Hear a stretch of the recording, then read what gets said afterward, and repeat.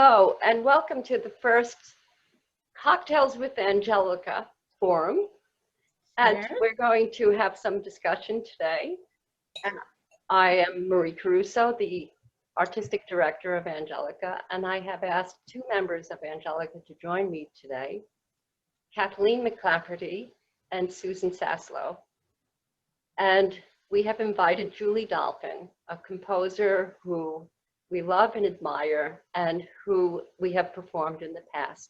In fact, you heard a little clip of her piece at the opening of this program, and that is a piece that Angelica performed, and it's called Up Into the Silence. And so now we thought we would begin by introductions. So let's start with Kathleen.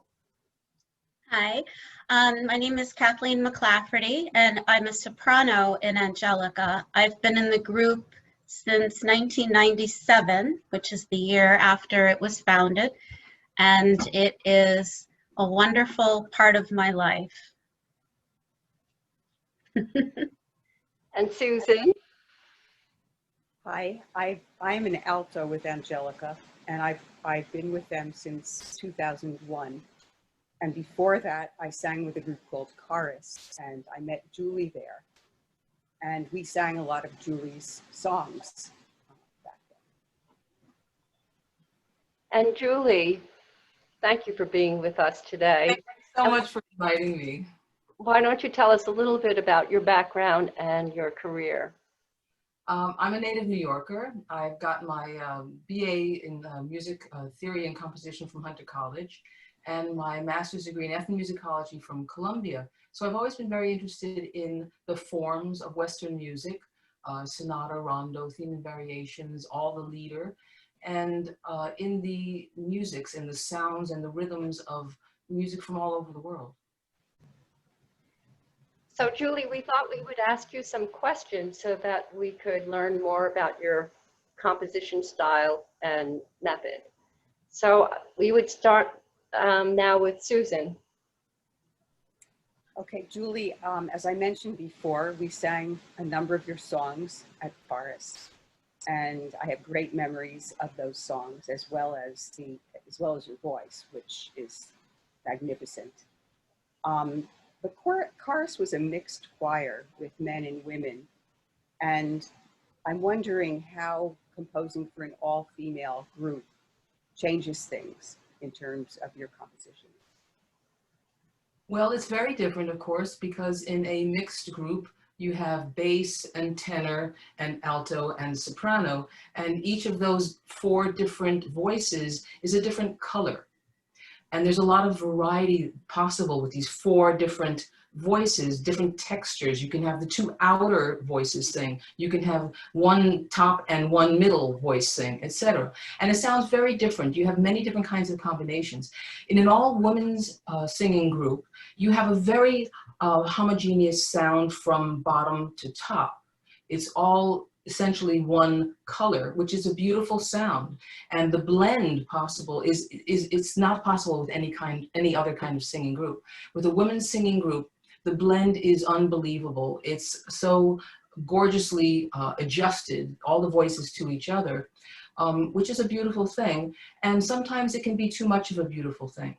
So what I like to do with an all-women's choir, and of course Angelica is a perfect group to do this with, is to mix up the textures, the rhythms. I can create different rhythms and different almost colors by using contrasting rhythms. So one rhythm going on in one voice, a different rhythm going on in a different voice, maybe even a third rhythm going on in the third voice, or whatever the combination might be.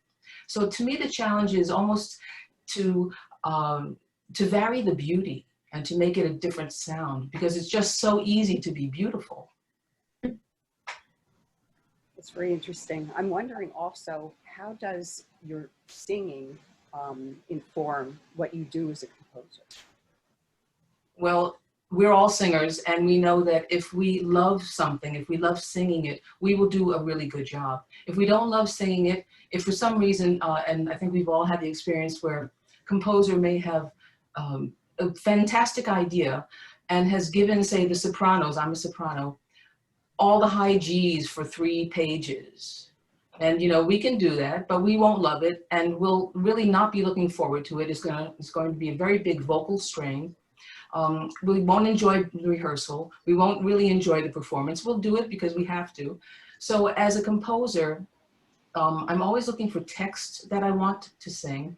And when I set the text to music, I want to sing the music also. I don't want that music I don't want there to be any bump in the road where I come to that and I think I'm really anxious about reaching that note or about creating the phrase because I'm going to run out of breath. The composer has to leave room for breathing. And as a singer, I'm always aware of that too. So you do kind of a test run of the pieces. Yes, I always sing through all the parts. And that way I can tell, at least for me, I'm not a bass or a tenor, but I can always tell if there's something awkward about either within my part or the way two parts might fit together. If there's any kind of a really difficult interval to sing, I just feel like it's not worth it compositionally. It's not worth it for the performance of it. It may be something I love compositionally, but if I feel like it's going to be too hard for the performers, not just difficult, because we can all sing anything, but something that creates a feeling of tension in us as we approach that area of the music, of the score, to me, it's just not worth it. Thank you. Julie, that's interesting that you say that because I think all of us have probably had the experience where as you're singing, I can kind of sometimes get a sense of whether the composer is actually a vocalist or not. Like you were saying, it might be interesting on paper, but to actually execute it, does this phrase feel natural to sing or not? And some phrases are, the perfect length and the perfect direction and just sort of almost sing themselves, make me feel like I shouldn't be paid because I'm not doing any work. And then others make no sense at all. So it's interesting to hear you say that you have in mind, where does one breathe, for example, and how hard is it? Because if it's too hard, it's no fun, obviously. So that's interesting to hear you say that. Yes, and I think that we've also seen music that ever since, of course, now as composers, we can do everything on the computer. You can hear the computer play everything perfectly. And it doesn't matter what kinds of rhythms or what range or what vocal range or whatever's going on. The computer can do it no problem. But you have to hear it in your head, I think, first, as the human sound. How's that going to sound with people singing? Mm-hmm. That's interesting. I have a question about how we first came to work with you. The first piece that we did with you was Up Into the Silence, which we just heard a snippet of in the beginning. That's based on an E.E. Cummings poem. And I was wondering, I guess I should start with the question, what is your process? Does the melody come to you in a dream and then you go and look for words that work with that? Or is it the other way around where the lyrics come to you first and then you work the melody around that? Melody never comes first to me because everything with me starts with text.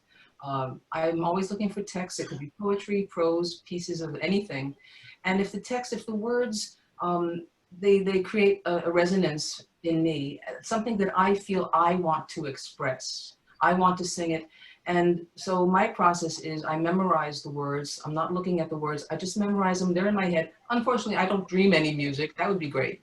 But words start to sing or to suggest a melodic direction or a form. I might feel that certain words need to be repeated or certain phrases should be repeated so that there's more symmetry or a larger bulge in a certain area of the music. So it always starts with words. The words suggest everything. They suggest the melody, they suggest harmony, the harmonic grounding of the piece. What I want to emphasize always depends on the words. So this piece is based on a poem by E.E. Cummings called Up Into the Silence, the Green. How did that come about? Did you, our founder at the time, our director was Susan Ball. So did she approach you? How did you find each other? And who decided T.S. Eliot was coming into the picture? Well, for this poem, Susan mentioned the group Chorus. Oh, I'm sorry, E.E. Cummings. I'm sorry. It was actually my first concert with Chorus. I think it might have been around 1999 or 2000. And it was the first concert, and I had been asked to contribute some arrangements of music to the concert. It was a concert that focused on American music. And I made arrangements of Hallelujah, I'm a Bum, I Am a Poor Wayfaring Stranger, and a very funny song called Common Bill. So at the end of the concert, afterwards, we had our wine and cheese, and Susan and her husband Ed came up to me. I'd never met them before. Right. And Susan asked me if I'd be interested in contributing something to their spring concert. And I said, sure. So I had that was my whole guidance, was it should be something for the spring. Okay. So I think at the time I was reading some E.E. Cummings for other purposes, and I had known about this poem for quite a long time. Up into the silence, the green, that was just the perfect spring image for me. And it just started to sing, and I heard all of the women's voices singing it. That's Maybe this wonderful. is a good time to look at the poem and you can explain some of your process when you were inspired. So let me bring it up. Okay, can you see that screen? Yeah. Yes. Mm-hmm. So this is the poem. Up into the silence, the green silence with the white earth in it, you will kiss me. Go. This poem to me is so such a very warm and intimate love poem. Out into the morning, the young morning with a warm world in it, kiss me, you will go. On into the sunlight, the fine sunlight with a firm day in it, you will go, kiss me. Now this entire beginning part of the poem, these first three stanzas, they're all about the beginnings of things, the beginning of this love affair. The narrator is in a moment of closeness and intimacy with the loved one. But we see these parentheses, and I felt that I had to represent them musically somehow. They were there for a reason. E.E. Cummings put them in. So the first time we see them, you will, parentheses, kiss me, go. What I feel this expresses is simultaneous and conflicting emotions of the narrator. The narrator is in this moment of intimacy, kiss me, and also aware at the same time, you will go. I'm experiencing this beautiful moment right now, but I know love will go. Out into the morning, the young morning, kiss me, you will go. I know this will happen. So the narrator is experiencing the intimacy and the warmth and the closeness with the loved person, at the same time aware and also feeling the end. It's almost a nostalgia before this event has happened. So I wanted to represent the parentheses musically and vocally. So I felt that there would be two voices, the inner and the outer, that would be expressing the parentheses in a curvy musical shape. And that the inner voice, the alto or the mezzo, would be representing the conviction that love will end. It's a steady, slower moving voice. So each voice separately, and I'll play an example of it for you in a minute, each voice separately is not terribly complicated. But when you put them together, you feel the tension between the two conflicting emotions at the same time. Kiss me, you will go. This moment will end. So let me show you where those two areas are. First, we have the inner voice singing, you will go, you will go.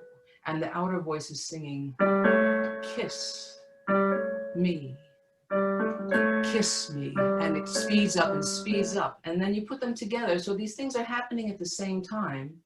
The outer voices are curving around the inner voice.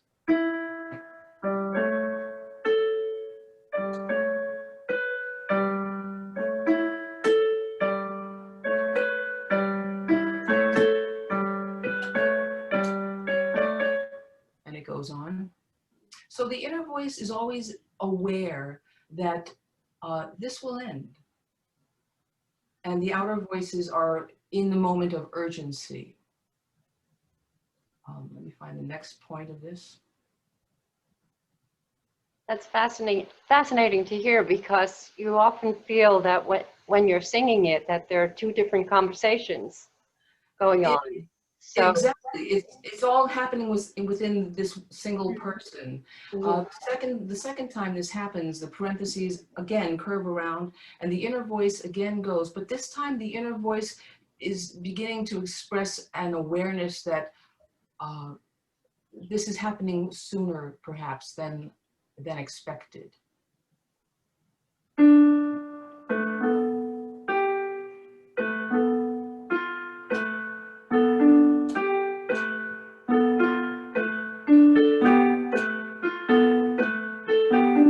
And it goes on. So I try to express these two separate, two very actually united feelings at the same time. This person is torn. And at the end, Cummings does something very interesting with the parentheses and with the voices. He trades viewpoints. So now the inner voice is singing, "Kiss me, this is the moment."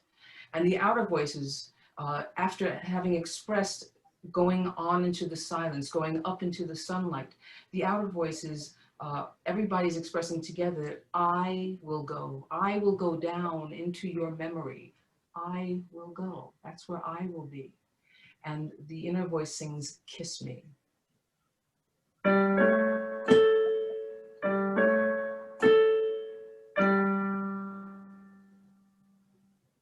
And that's the end, there's no resolution. Julie, could you play the end, the circular down into your memory? That's one of my favorite parts of the whole thing. It just feels like we're descending. And now I understand it better based on what you're saying. Well, this is one of my favorite parts too. I hope I can do this. This is a part where at the very end, after having gone along in three different directions or textures, the three voices join, because all of a sudden I know that I will go. I will also go down into your memory.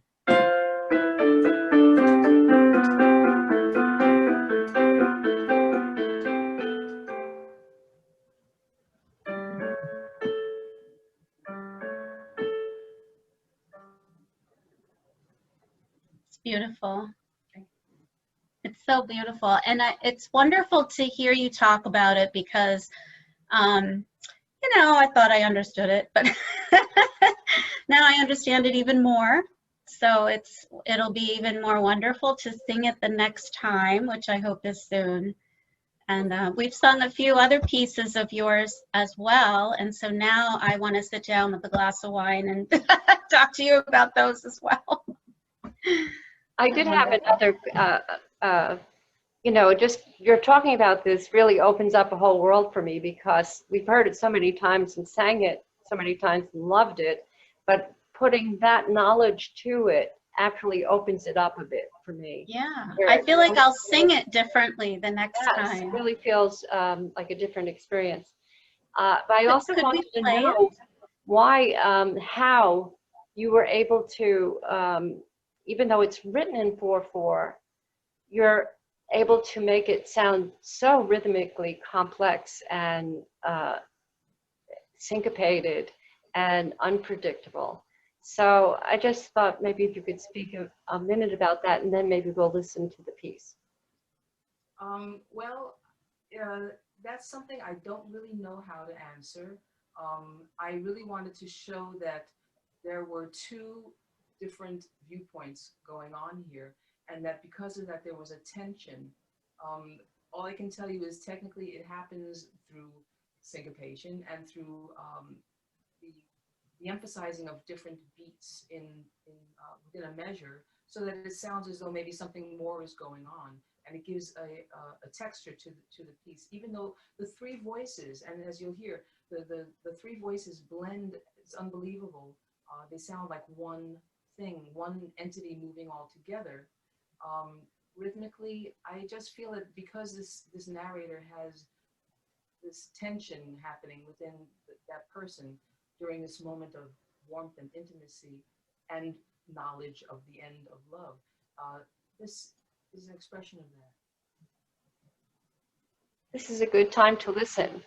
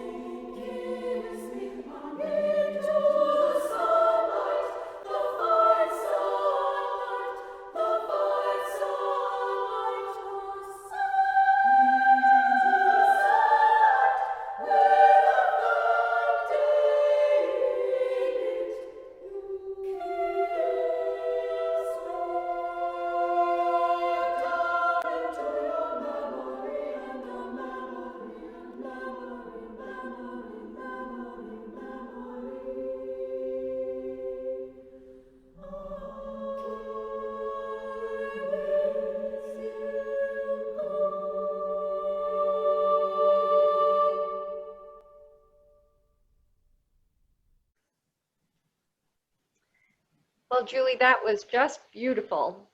I could hear it so many times, and it's always just breathtaking to me. It's just a great piece.